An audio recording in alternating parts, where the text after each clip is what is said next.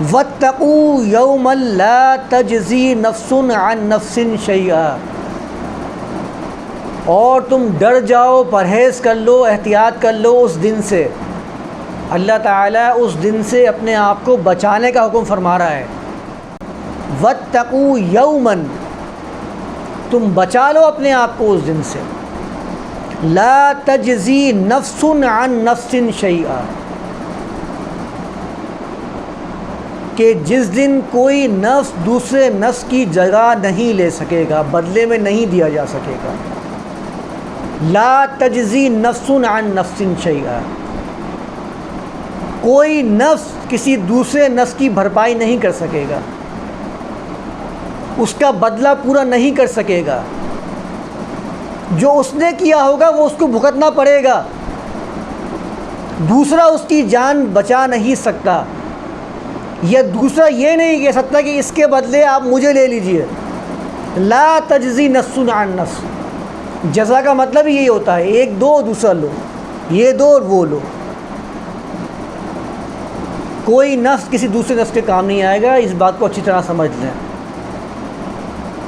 ہمارے ہاں سب سے بڑا جو طبقہ دوزخ میں جانے والا ہے یہ وہی ہے کہ جو ہمیشہ یہ سمجھتا آتا ہے کہ میں کوئی نہ کوئی ایسی چیز پیش کر دوں گا جس سے میری جان بچ جائے گی، میں دوزخ سے نکال کر جنت میں ڈال دیا جاؤں گا۔ یہ اتنی بڑی ہماری غلط فہمی ہے، انسانیت کی بتاؤں میں آپ لوگوں کو، ہماری کا مطلب انسانیت کی۔ آج تک عیسائیت کا جو سب سے بڑا طبقہ شمار کیا جاتا ہے مذہب کے اعتبار سے، یہی عقیدہ ہے کہ حضرت عیسیٰ نے ہمارے گناہوں کا کفارہ دیا صلیب پر چڑھ کر۔ اب ہم جتنے بھی گناہ کرتے ہیں عیسیٰ ہمارے گناہوں کا کفارہ ادا کر چکے ہیں، اب ہمیں قیامت کے دن کوئی چیز ضرر نہیں پہنچا سکتی اللہ کے سامنے۔ اب کرتے رہو جو کرنا ہے، جتنے گناہ کرنے ہیں، جتنے فساد کرنے ہیں، جتنی بدکاریاں کرتے رہو، آپ کے گناہوں کی بھرپائی تو ہو چکی ہے ان کی طرف سے، وہ کفارہ دے چکے ہیں۔ اور اگر تمہیں زیادہ شرمندگی ہو رہی ہے تو آؤ اور ہمارے سامنے کنفیس کرو، ہمیں بتاؤ اپنے گناہوں کی باتیں، تاکہ اس سے ہمیں بھی تو مزہ آئے گا نا۔ خود بتائیے، دوسروں کی باتیں، دوسروں کی غلطیاں سننے میں مزہ آتا ہے یا نہیں آتا؟ جب وہ اپنی کمزوریاں بتا رہا ہوتا ہمارے لیے کتنا خوش ہو رہا ہوتا ہے۔ ہمیں بتاؤ آ کے، جیسے کہ ہم ٹھیکے دار ہیں، ہم تمہارے گناہوں کی معافی کروائیں گے اللہ کے پاس جا کے۔ کیا آپ کو ایسا لگتا ہے کہ اللہ کے رسول سے منسوب ہونے والے یہ کام نہیں کرتے؟ اگر یہ لگتا ہے تو اپنی معلومات کو صحیح کرنا۔ ہمارے ہاں 80 سے 90% لوگوں کا یہی عقیدہ ہے، ورنہ یہ پھر کیا ہے؟ غوث اعظم کون ہے؟ کون جانتا ہے غوث اعظم کو؟ کس نے پوچھنا ہے ان کو؟ یہ داتا کی نگری اور داتا دستگری کون ہے یہ؟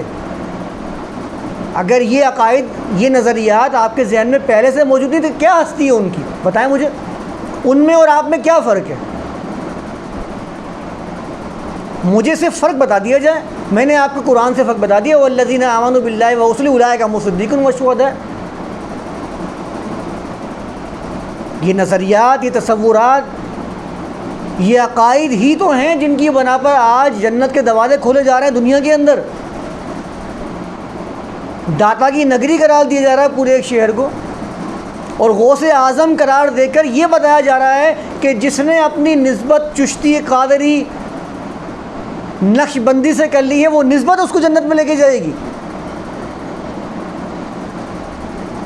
یعنی ہم نے اپنی جانوں پر اتنا بڑا ظلم کر لیا ہے کہ میں نے آپ کو پچھلے سیشن میں بتایا تھا کہ انسان جس خدا کا تصور اپنے ذہن میں رکھتا ہے اس کی اجتماعی اور انفرادی زندگی اسی کے مطابق گزر رہی ہوتی ہے۔ ہم نے اس ڈیفینیشن کے اوپر بھی اپنے آپ کو بالکل باطل قرار دیا ہے۔ ہم کیسے خدا کو مانتے ہیں؟ قل هو اللہ احد، ان سے کہہ دو اللہ ایک ہے۔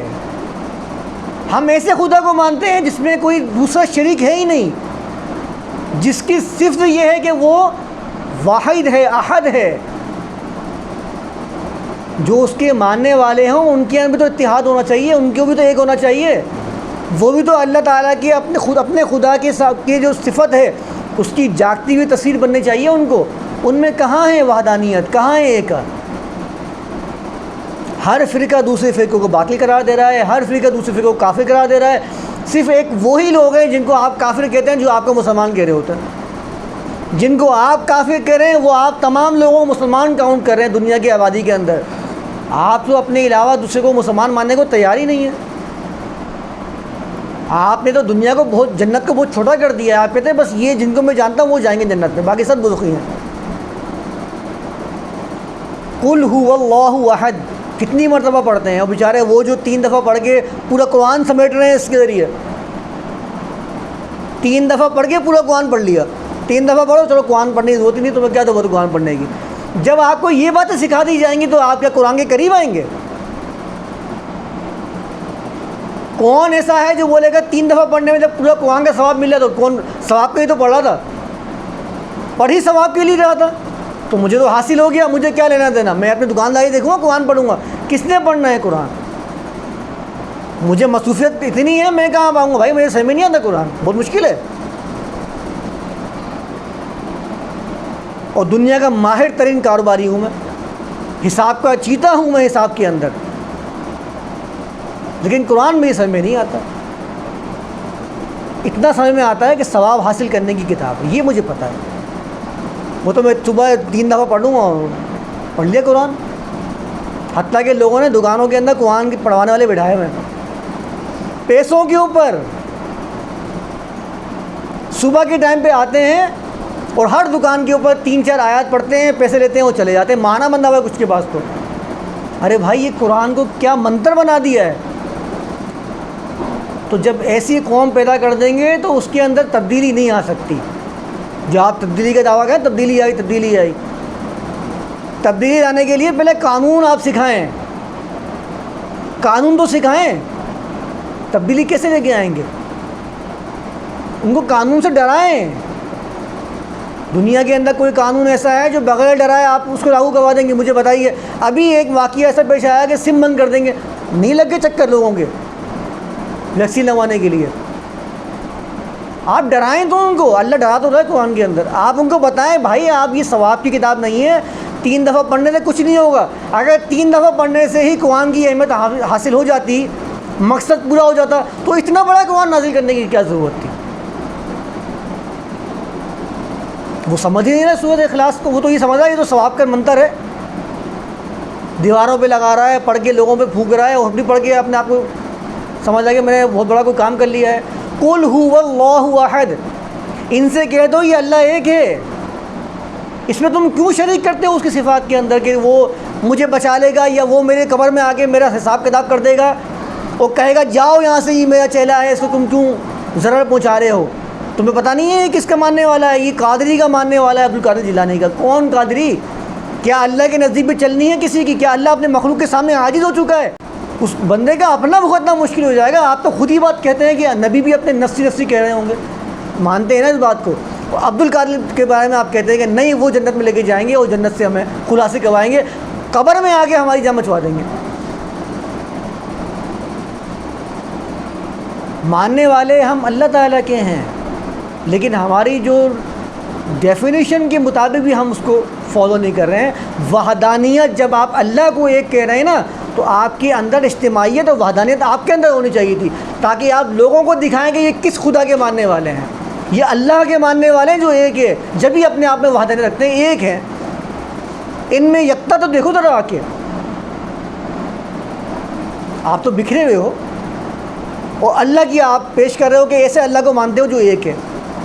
ایکتا تو پیدا کرو اپنے اندر، پھر کہنا کہ میں اللہ کو ماننے والا ہوں. اللہ یہی تو چاہتا ہے اپنی صفات بیان فرما کے کہ تم اللہ تعالیٰ کی صفات کے اندر اپنے آپ کو ڈال لو. اللہ الصمد، اپنے ارادوں کو مکمل کرنے کے لیے اللہ تعالیٰ کسی کا محتاج نہیں ہے، ڈرتا نہیں ہے کسی سے. جو تم واسطے دے دے کہ دعائیں قبول کروانے کی باتیں کرتے ہو کہ میں اس کا واسطہ دے دوں گا تو اللہ تعالیٰ ڈر جائے گا، وہ بولے گا نہیں میں تو قبول کرنی ہے مجھے، کیونکہ واسطہ کس کا لے کے آئے دیکھو تو ذرا، عبدالقادر کا واسطہ لے کے آئے. اب تو مجھے معاف کرنا ہے کیونکہ میں تو اپنی مخلوق کے آگے سامنے عاجز ہوں نا. ایسے خدا کا تصور پیش کر کے آپ غلبہ حاصل کرنا چاہتے ہو دنیا کے اندر. قرآن یہ کہہ رہا ہے آپ سے، وہ تو کہہ رہا ہے اللہ الصمد، وہ اپنے ارادوں کی تکمیل کے لیے کسی ذات محتاج نہیں ہے، وہ غنی ہے. ان اللہ فعال لما یرید، اس کے ارادوں میں فریڈم ہے، آزادی ہے، خود مختاری ہے اس کے اندر. لم یلد ولم یولد، نہ اس نے کسی کو جنا ہے نہ جنا گیا ہے، نہ پیدا کیا ہے اس نے کسی کو، نہ وہ خود پیدا کیا گیا ہے. یعنی نسل اور خون اس کا کوئی تعلق اللہ تعالیٰ کے ساتھ رکھتا ہی نہیں ہے. اپنی ذات کو اللہ تعالیٰ نے نسب سے اور خون سے منسوب کیا ہی نہیں ہے، تو آپ اللہ کی ذات سے نسب کو کیسے منسوب کر سکتے ہو؟ آپ کیسے اللہ تعالیٰ سے رشتہ داری ثابت کر سکتے ہو کسی کی؟ جو آپ کہہ رہے ہو کہ وہ بندہ مجھے جان چھڑا دے گا، تو نسب جوڑنا ہو گیا اللہ کی ذات سے. وہ تو کہہ رہا ہے نہ نسل سے اس کا تعلق ہے نہ نسب سے تعلق ہے. اور آپ جو قوم بن کے پیش ہو رہے ہو وہ پیش کر رہے ہو کہ اللہ تعالیٰ کا تعلق نسب سے بھی ہے اور نسل سے بھی ہے. اللہ تعالیٰ کے لیے جذبات ثابت کرتے ہیں، عاشق، محبوب. یہ جذبات تو انسانی جذبات ہیں، یہ تو وہ جذبات ہیں جن کے سامنے مخلوقات مغلوب ہو جاتی ہیں، جذبات غالب آ جاتے ہیں. کیا اللہ تعالیٰ جذبات رکھتا ہے کیا؟ اللہ تعالیٰ کے لیے جب آپ الفاظ استعمال کر رہے ہو تو ذرا دیکھ تو لو کہ اللہ تعالیٰ کی شان کیا ہے اور انسان کی شان کیا ہے.